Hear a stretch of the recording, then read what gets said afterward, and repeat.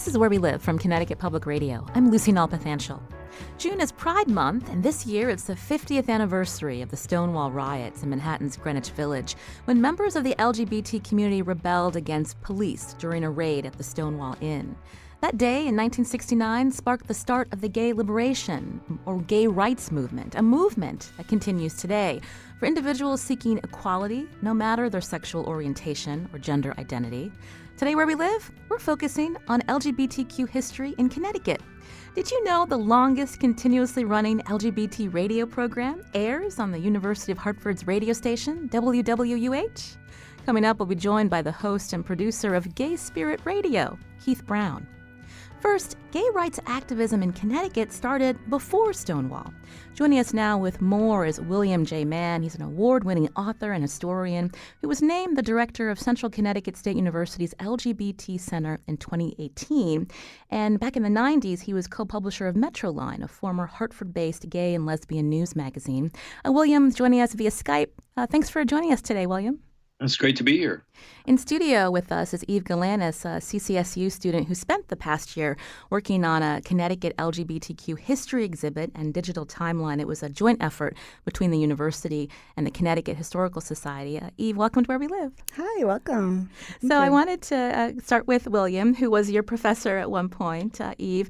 William, before you became director again of the LGBT Center at the university, or since you've become a director, you've been working with the Connecticut Historical Society and students like Eve about working on this timeline. So tell us what prompted the research project to begin. Well, I have to give credit to the Connecticut Historical Society. It was their idea. Eileen Frank, who's the director, she came to me about a year ago and said, wouldn't it be great if we could actually put together a timeline of LGBT history in the state? And as it was happening, I was teaching a course that fall on public history. And so I turned the class into a research team, and we had an amazing semester of discovery. Every student did outstanding work. And with the collaboration with the Historical Society, we're able to tell some really important stories, unknown stories up until now, about LGBT people in Connecticut going back to the 17th century. That's really fascinating that you were able to find information that far back. Eve Galanis, again, one of your students working on that project.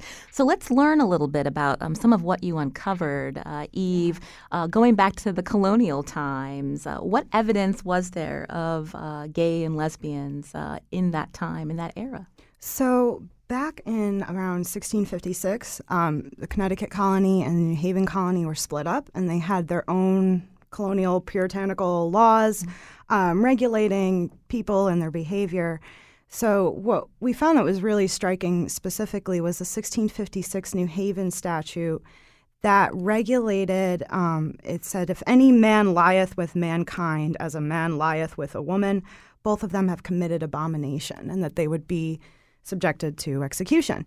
But what's interesting about that law, more than any other sodomy law that you saw in the nation, was that it's also regulated women's autonomy too, and it explicitly had language in there to regulate men and women and their sexual expression and autonomy in the world.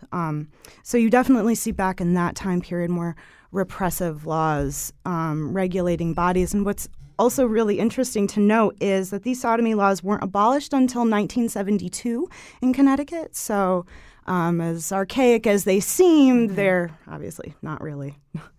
So it's good to get some of that context. Despite those laws, despite the punishment being death, if found to be in some type of same-sex relationship, you did find evidence, letters going back to the 1800s. Tell us about what you found. Yeah, there were stories. I mean, obviously, despite a repressive society, there were people that found what we call romantic friendships, and their evidence is in their letter writing to one another. So one really striking story that our fellow historian Christina Volpe found. Addie Brown and Rebecca Primus were two African-American women living in Hartford and Farmington in the 1800s. And they had a very pointedly intimate relationship with one another that exceeded platonic dynamics. Now, can we explicitly say that they were lesbians? No, obviously, because back then we didn't have the same relationship with sexuality and gender as we do today. But we can say that they did have a very deep, profound relationship. And so Addie Brown, she wrote to Primus, she says, "What a pleasure it would be to address you, my husband." Mm-hmm. So clearly it was, more than just a simple friendship. So you mentioned these letters. Where were they uncovered? I believe they're at the Connecticut Historical Society archives, right, Dr. Mann? That's right. That's right. And that and Brigadier General Griffin Alexander Stedman, a decorated Union soldier from Hartford. He also exchanged letters with a man, Charles Jeremy Hoadley, and they also had a really intimate relationship. So, yeah. William, you have quite a career as a writer. You've written about gay Hollywood. Tell us about the emerging gay culture that was coming to Connecticut in the arts and stage community. I understand actress Mae West debuted a play in Bridgeport with an all-gay cast. Oh, that's right. And as Eve points out, that it's important not to overlay contemporary definitions onto these people. This was, the construct of being homosexual or a lesbian or transgender. It didn't exist yet. But at the same time, the evidence shows that these people existed, even if they wouldn't have thought of themselves in that way. And certainly the relationships existed. And what happened with Connecticut was that we were a bit, we weren't New York, we weren't Boston or Los Angeles or Chicago. So we had to wait in some ways for some of that more personally identifiable culture to come to us. And so we begin to see that in the 1920s and the 1930s. The Harlem Renaissance was taking place in New York, which was a flowering of African-American and largely LGBT culture. We see people like Countess Cullen coming into the Wadsworth Athenaeum. Absolutely, Mae West came to debut her play, The Drag, in Bridgeport, which had an all-gay cast, and West's stated intention was to uncover truths about people's lives. So this is the way Connecticut began to be exposed to this growing self-affirming identity of gay, lesbian, bisexual, transgender. William Mann, again, is an award-winning author and historian, director of Central Connecticut State University's LGBT Center. Today, here on Where We Live, as we learn more about the LGBT history of our state. You can join our conversation, 860-275-7266. Eve Galanis is also here. She's a former student of Mann's, but also currently working on her history degree at the university. She helped with this research of the Connecticut LGBTQ history exhibit and digital timeline. We're going to have information coming up about where you can see this exhibit just in just a few minutes. But you mentioned the Wadsworth, William. Tell us more about Chick Austin and his role in bringing certain writers and artists to this region, including they even held a gala night. Well, they certainly wouldn't have called it a gala night at the time, though, or if they did, the word didn't have the same connotation that it has today. But yes, Chick Austin was a risk-taking, very progressive artistic director at the Wadsworth Athenaeum, brought in a lot of ideas and voices that were being heard regularly in the larger cities, and in that way exposed Connecticut to a lot of these ideas. The night you're referring to was actually an opera written by Gertrude Stein, who was very undisguised about being a lesbian. She wrote a book called The Autobiography of Alice B. Toklas, which was Alice B. Toklas was her wife, which she called her wife. So the opera is written by Gertrude Stein. The music is by Virgil Thompson, who also was an undisguised gay man, and it's directed by Eva Jesse, who was a notable figure from the Harlem Renaissance, with an all-black cast. It's this incredibly queer, hysterically funny at times, very subversive take on sainthood. And it was hugely received. I mean, Hartford came out in droves to see this, and it got great reviews. And there it is at the Wadsworth Athenaeum, this incredibly queer performance by undisguised queer people, and that's 1934, I believe. Eve, when you were doing your research along with other students, because of the beliefs at the time, because of the laws that were still in place, how difficult was it for this history to be uncovered? One of the things that Dr. Mann told us basically in the beginning of the semester was that we were going to face some challenges because this history was designed to be hidden. It was not intended to be shown to the world. So it did take on an investigative quality to it. And there were times where, we had to rely on oral histories and people who actually were there and lived these experiences or knew somebody who lived or, had a family member that had experienced something. So sometimes we would have trouble getting in contact with people. I know from my research, because I was focused in the fall semester on mental health treatment of LGBTQ individuals. So I had my own challenges of being denied access to certain records. And so it did have some difficulties, more so than any other history I've ever researched. But it was all the more gratifying when you did find something. What's really remarkable about the anecdote you told us, these love letters between these two African-American women, Addie Brown and Rebecca Primus, when we think about same-sex relationships, was it difficult to find any evidence? You were able to find these letters, but of people who weren't gay white men. Oh, yeah. And we had an intention right from the beginning of basically going into this research with an intersectional framework, meaning that we were looking at converging and diverging identities and how power would interact with them. We made it a goal right from the beginning that we didn't want to just focus on the stories of, gay white men, but that is the dominant narrative, right? Mm-hmm. And so that also was a challenge to find diverse stories. But we did find some. Another challenge, I'd say, especially in particular with looking at gender nonconformity, non-binary, transgender, the further back you go, the more difficult it is to uncover. I remember we were asking for photos of, I forget which transgender organization in Connecticut, we asked them for photos, and they said, well, we don't have photos prior to 2000 because people were afraid to be photographed for their own safety. So that does pose a challenge in documenting the history. Eve, you had mentioned doing research into the mental history of LGBTQ individuals.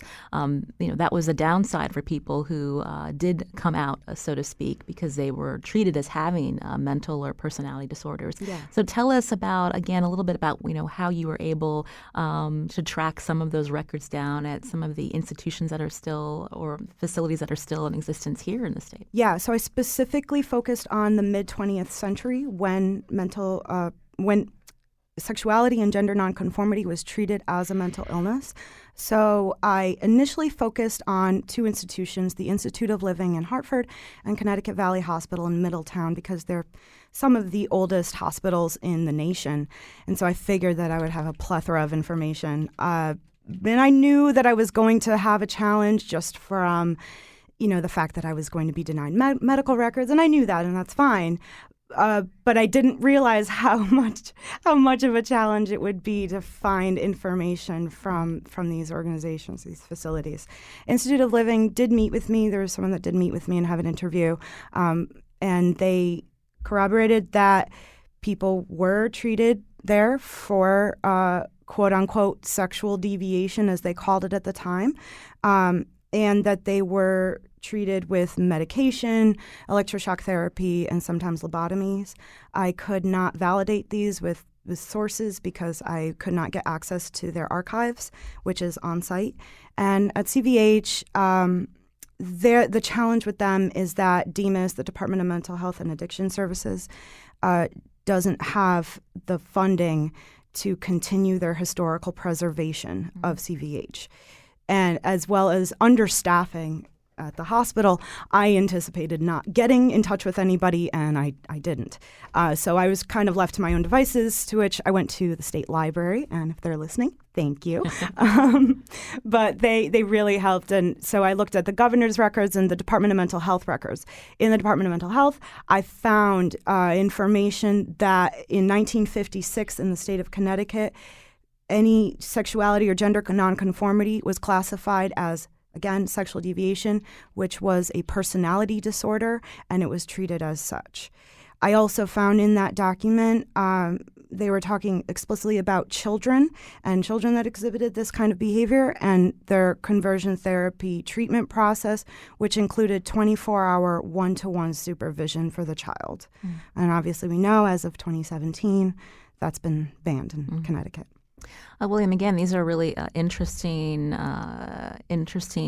facts and stories that your students have been able to uncover through this project. When we think about the mental health treatment of some individuals during this time, were there people that you or other students were able to interview that maybe went through such treatment when their families found out that they may be gay or lesbian? Absolutely, there were people who went through these experiences. I know in my own work, when I was doing my research into gay Hollywood, I interviewed many people who had been subjected to conversion therapies, even in what is considered now today to be torture. There was also during this period of time there was. As well as being institutionalized, people were losing their jobs. There was a purge of all gay employees of the State Department. There was a purge of the Army. So this is the 1950s.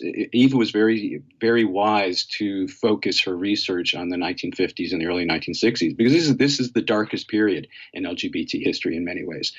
This is the period where people were routinely fired, discriminated against, harassed, arrested, and institutionalized. So this was that's the darkest period. But of course, it comes right before the breaks in the 1960s.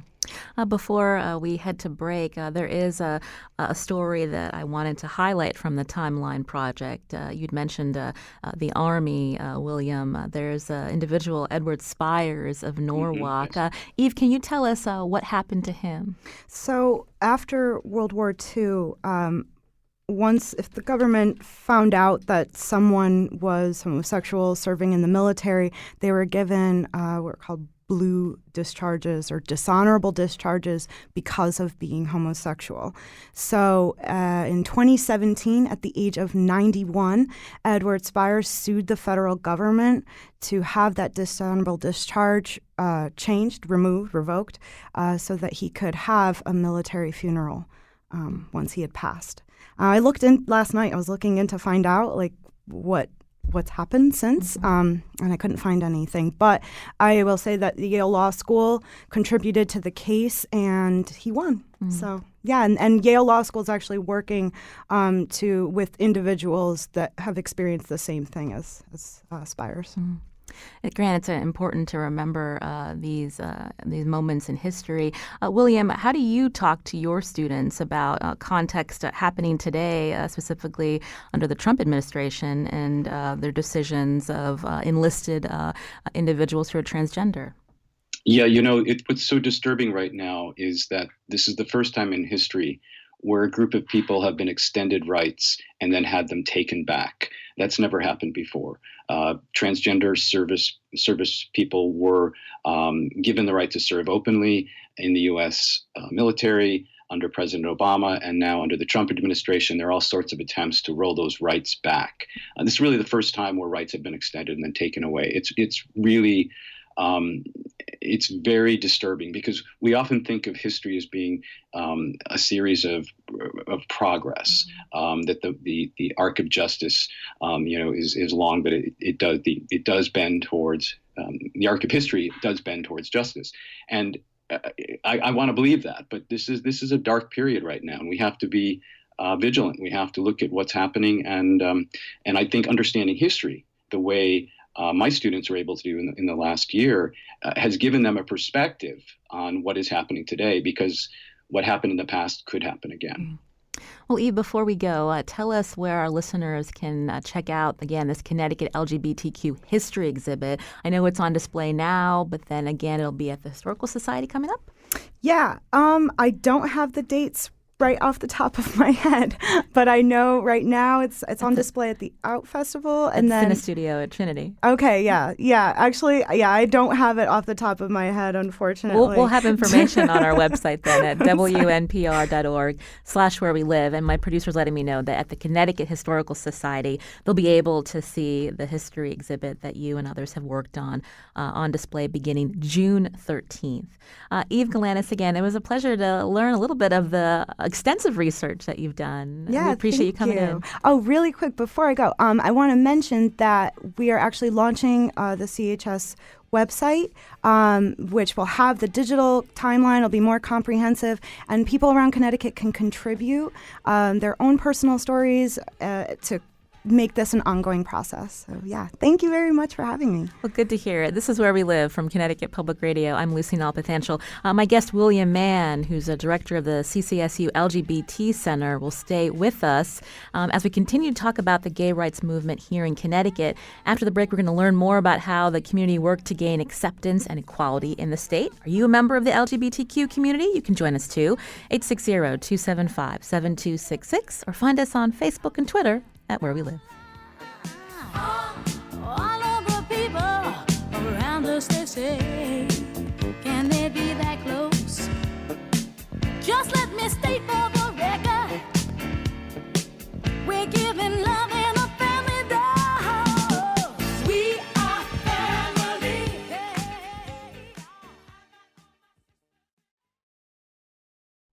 This is Where We Live from Connecticut Public Radio. I'm Lucy Nalpathanchel.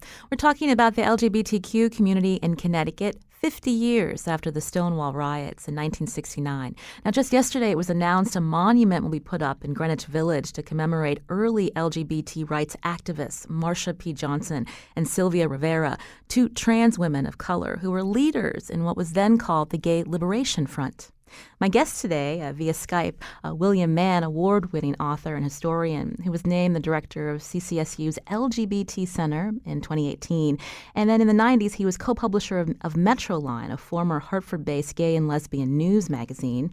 And joining us now in studio is Keith Brown, who's a longtime producer and host of the Gay Spirit radio program on WWUH 91.3 FM. That's the University of Hartford's radio station. Keith, welcome to our show. Yes, good morning. And William's joining us via Skype today. Now, I understand, Keith, your show is America's longest continuously running LGBTQ radio show.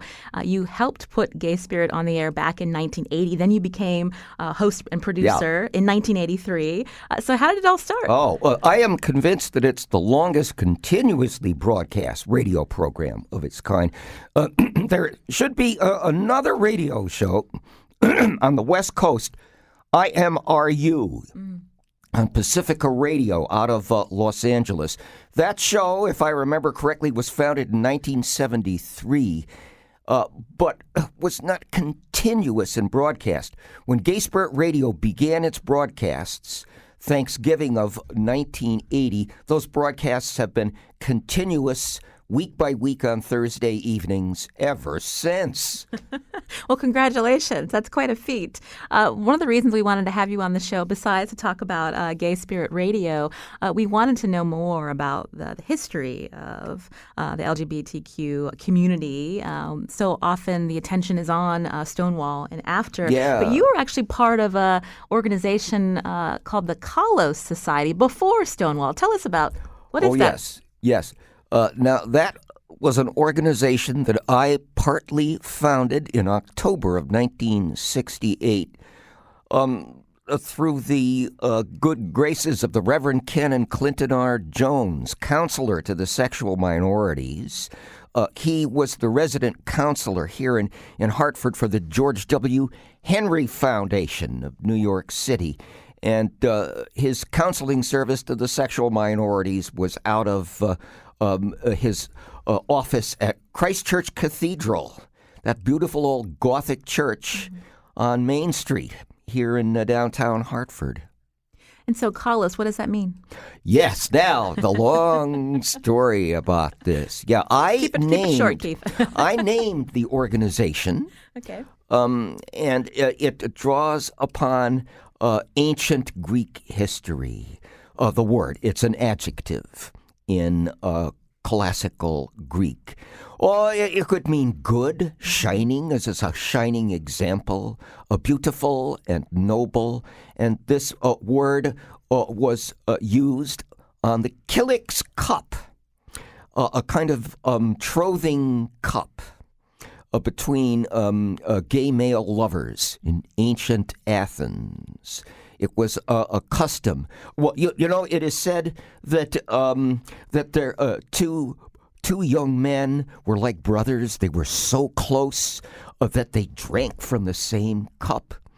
Well, there was a kind of trothing ritual, so we understand, where gay male lovers would pledge their troth using the Kilix drinking cup, and the name of the lover would be inscribed upon the cup with that word kalos after it. There are many examples of these porcelain drinking cups that survive.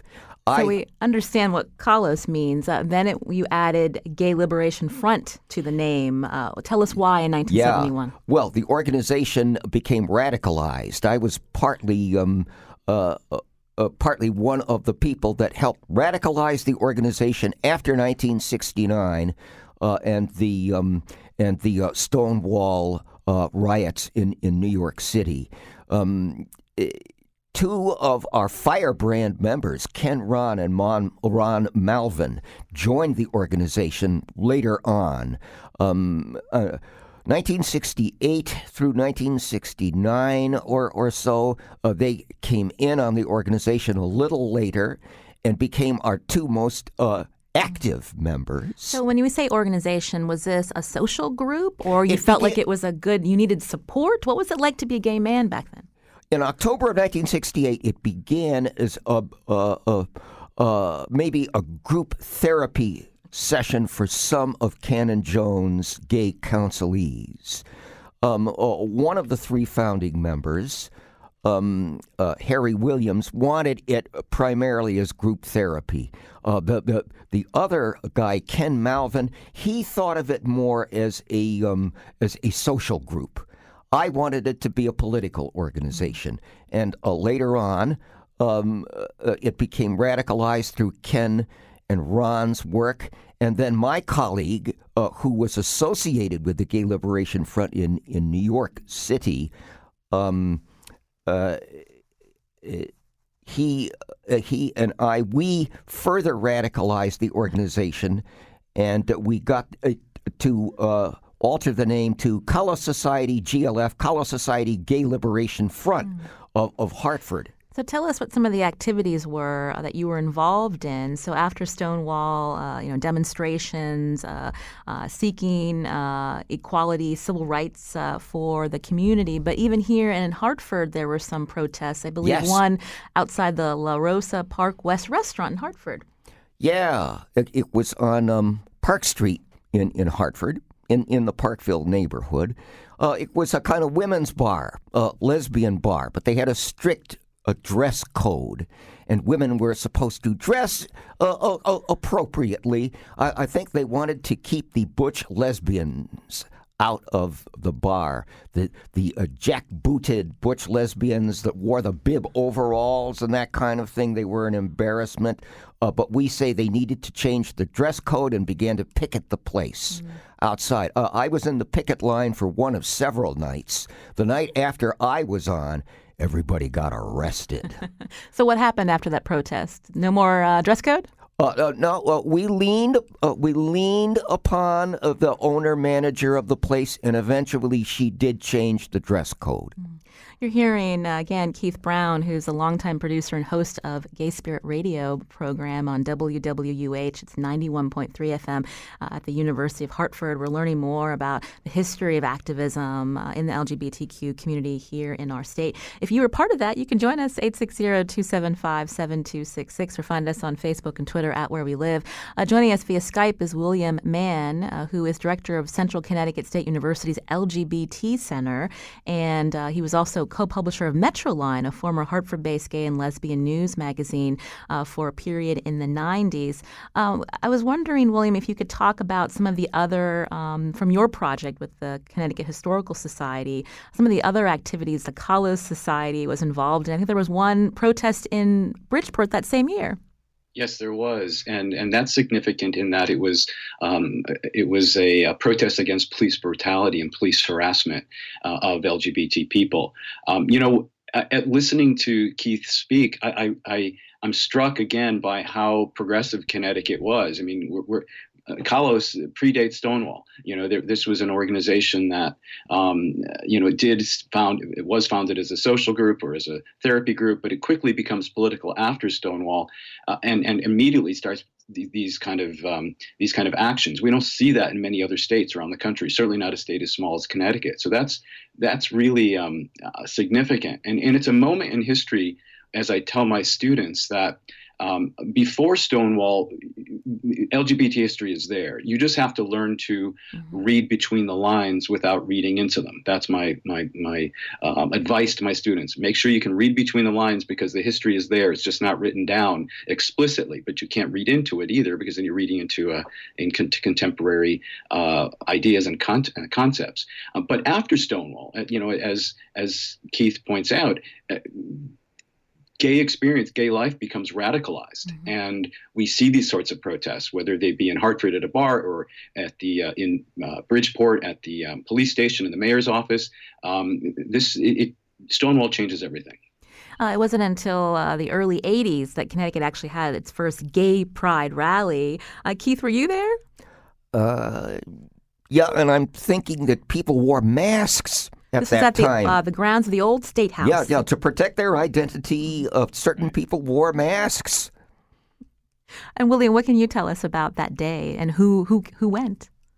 It was a group of people. I think there was a couple of hundred people, and you have to remember how brave these people are. Yes, many of them were wearing masks, and that's a practice that endured up until the late 1980s. I remember my first rallies; people were wearing masks. I was part of the Connecticut Coalition for Lesbian and Gay Civil Rights, and we actually passed out masks to people to wear, because you could lose your job. This wasn't simply, I don't want to be known as gay. You could lose your job. You could be arrested. You could lose your family. It was a real serious step to take if you were going to come out to a gay pride rally. And the fact that 200, 300 people did year after year after year, getting bigger all the time, really speaks to the need and the desire to claim authentic identities. Today here on Where We Live, we're learning more about LGBTQ history in Connecticut. My guest, William Mann, who's director of the LGBT Center at Central Connecticut State University, joining us via Skype, and Keith Brown, who's a longtime producer and host of the Gay Spirit Radio program on WWUH. You can join us too, 860-275-7266. William, you mentioned that Connecticut was still pretty progressive compared to other states at that time. There were efforts to pass a gay rights law before the General Assembly, and that had to come up time and time again. But then there was something that happened to a young man, Richard Ryle in Wethersfield. What happened to him in 1988? He was murdered, and I remember this very vividly because I had just come out myself, and the story of Richard Ryle being murdered in Wethersfield by two teenagers from South Catholic High School, clearly a hate crime. The confession read that we realized he was queer, he had to die. It galvanized the state. There were no more masks after Richard Ryle's death. I remember some of those rallies right afterwards, candlelight vigils, and I remember people saying, maybe we should start with a prayer and bowing our heads. And Liz Toledo, who was an activist at the time, she looked at us and said, "I'm not bowing my head." And we all said, no more bowing our heads. We were angry. A man had died, and And after he died, the initial response from the Catholic Church and from civic leaders was, well, these two boys that killed him, they were good boys. And this was something that galvanized the state into, we see the Connecticut Anti-Violence Project form after this, and we had people at the trial, at the hearings for the killers.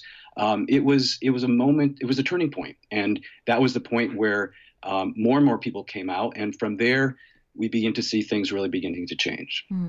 Keith, what do you remember about that time? William mentioning that the community was so galvanized, that people felt comfortable coming out in support and being their true self. You were someone who came out in the 60s, and so how did the climate change? How did you see it change? Oh, I came out in high school, Newington High School in 1965, wearing the scarlet letter H, which was which was inspired by the scarlet letter A, Hester Prynne's stigma, right from the famous novel. Was it risky for you at the time to do that way?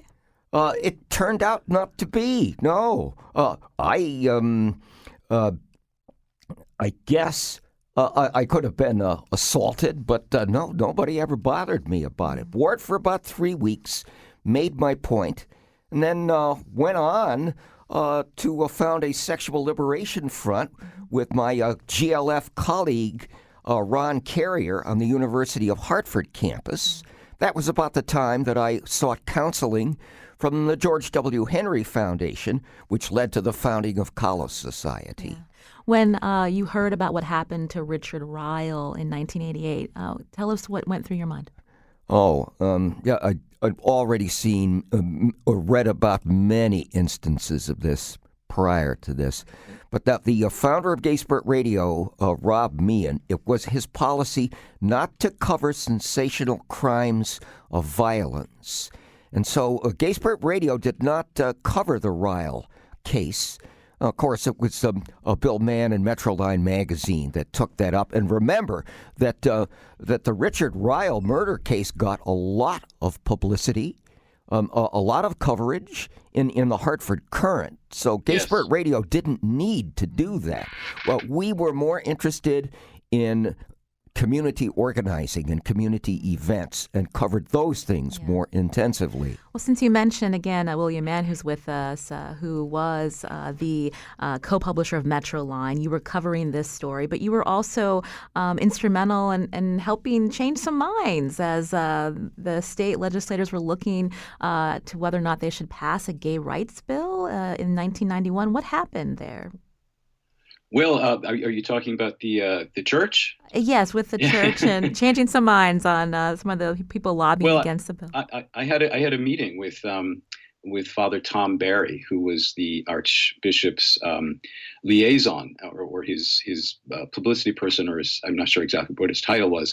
And we sat down, and the church had been adamantly opposed to against the gay rights bill, or even at this point adding hate crimes legislation to include sexual orientation. And I remember meeting with Father Barry and saying to him, listen, I was brought up Catholic, and I'm looking at the church, and they're telling me that my life doesn't matter, that Richard Ryle's life doesn't matter, that that sexual orientation doesn't deserve to be included in hate crimes protections. And I'm not saying that I convinced him, but I think he saw it on a more personal level at that point. And there was kind of an opening, a dialogue that the Archbishop's office was able to then talk with the Connecticut Coalition for Lesbian and Gay Civil Rights and work out a plan by which, when the gay rights bill came up, the church didn't endorse it, but also no longer opposed it. And that was in 1991 that then That's Governor Weicker signed that bill into law. That's right. After that happened, did we see lawmakers publicly coming out, William?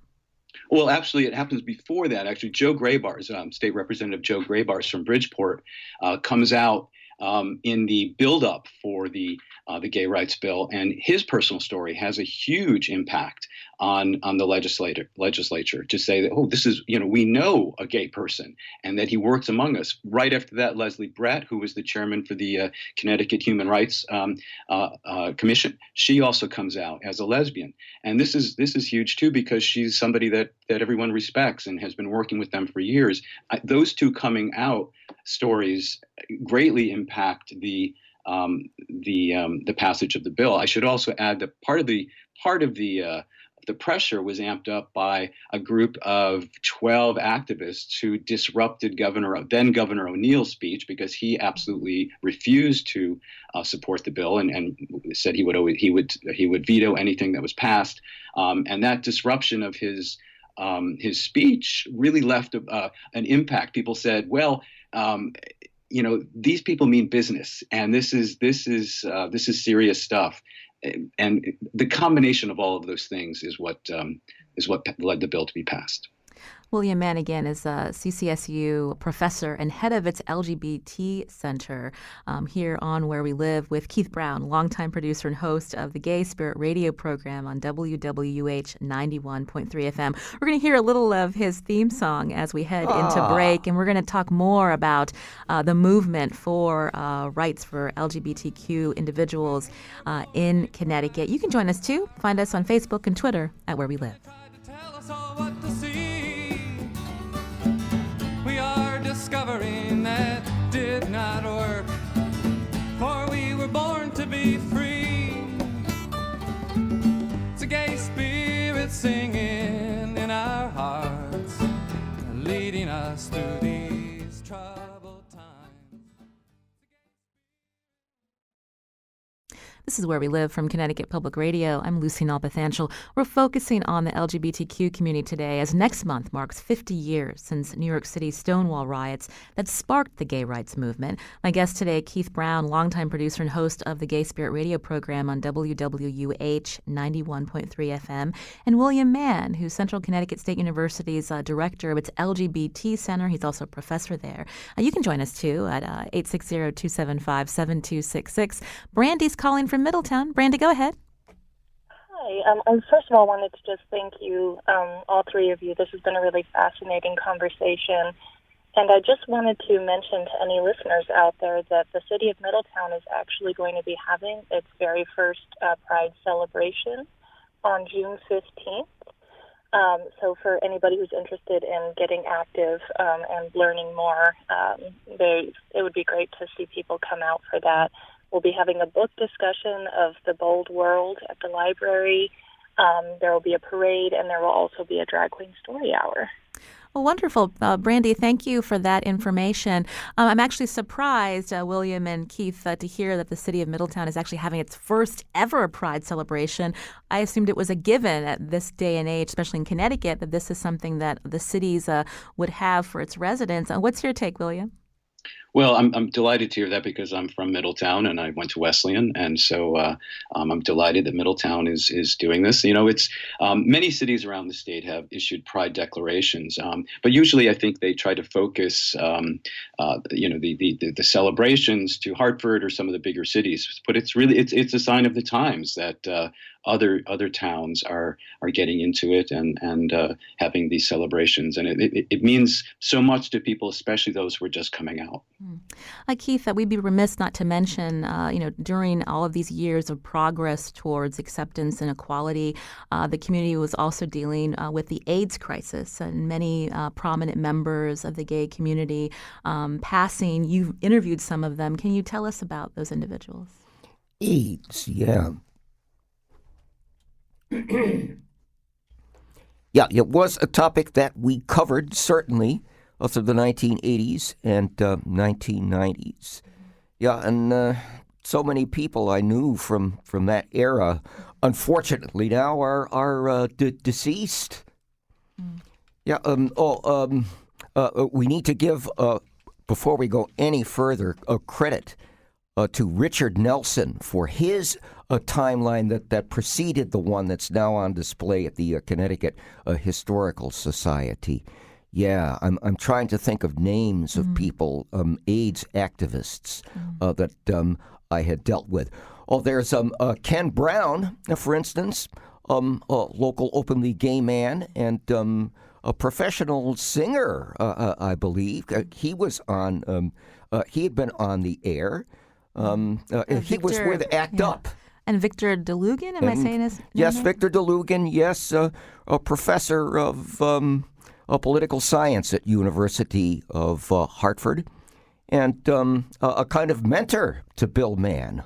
Absolutely, he was one of my dearest friends and shaped my political view of the world and my husband Tim Huber's view of the world. And there was a period of time, as Keith says, that so many of them are gone. We lost an entire generation. So many people in the generation right above me are gone. There should be so many more gay men who. There should be so many more of them, but they're gone. And so, thank God we have Keith and others who tell us about those times, because it's a big gap in understanding history because we've lost so many people. I think of it as our Holocaust. Yes. We only have a few minutes left, but I wanted to ask again, with all of the progress that's been made, not only in Connecticut, but in other states around our country, there's still efforts to help with protections of transgender residents. Is this something that Connecticut needs to work on, or are we in a good place, William? Well, I'm very proud that Connecticut passed the transgender rights law in 2011. And again, we were one of the first states to do that. It's insignificant that when the gay rights bill was passed, it did not include transgender people. So this was a bill that was needed to cover gender identity and gender expression. Transgender people right now are the ones on the front lines, and they're the ones being most targeted. So it is a concern, and is something we have to continue to look at, because trans lives need to be seen as valuable, and they need to be integrated into our culture, into our universities. Thankfully, at CCSU, our president has made it very clear that she values trans lives, and we've had several expressions of that. We had the Transgender Day of Remembrance last November. We'll do that again for those trans people who have been killed by anti-trans violence. It is the letter in the acronym LGBT that right now is getting the most focus, and we need to make sure that we are as supportive of that as we've been all of the other letters. At the same time, again, many Pride celebrations throughout the month of June, not only in our state, but across the nation, in Canada, in the UK. But there are places around the world where it's still very dangerous to be out. Don't be in Uganda. I can tell you that much. Can more be done by Americans to help individuals who are in countries where they could face imprisonment or death, William? Oh, absolutely. I think we need to lead by example, but we also need to look at our own country too. I mean, there are places in this country where LGBT people are still oppressed, and if we look at the rates of new AIDS infections, men who have sex with men in the South, particularly Black men, the rates are going up again. So we need to look at that. We need to look at, even around the world, but also right here in our own country, that this has not been won by any stretch of the imagination. There are still challenges every day. William J. Mann, again, is award-winning author and historian, director of Central Connecticut State University's LGBT Center, former co-publisher of Metroland. This is a former Hartford-based gay and lesbian news magazine. Thank you so much for joining us via Skype today, William. It's great to be here. Again, we're going to have information on our website, wnpr.org/wherewelive, to that great history project that William Mann's students, in collaboration with Connecticut Historical Society, have been working on. And in studio with us is Keith Brown, longtime producer and host of the Gay Spirit radio program. I should mention it's on Thursdays at 8:30 p.m. at 91.3 if you want to hear Keith, again, America's longest continuously running LGBTQ radio program. Thanks so much, Keith, for your time. Well, thank you so much, Lucy. Today's show produced by Scott Breedy. Thanks to Lydia Brown. Our technical producer is Kyan Wolf. And have a great weekend.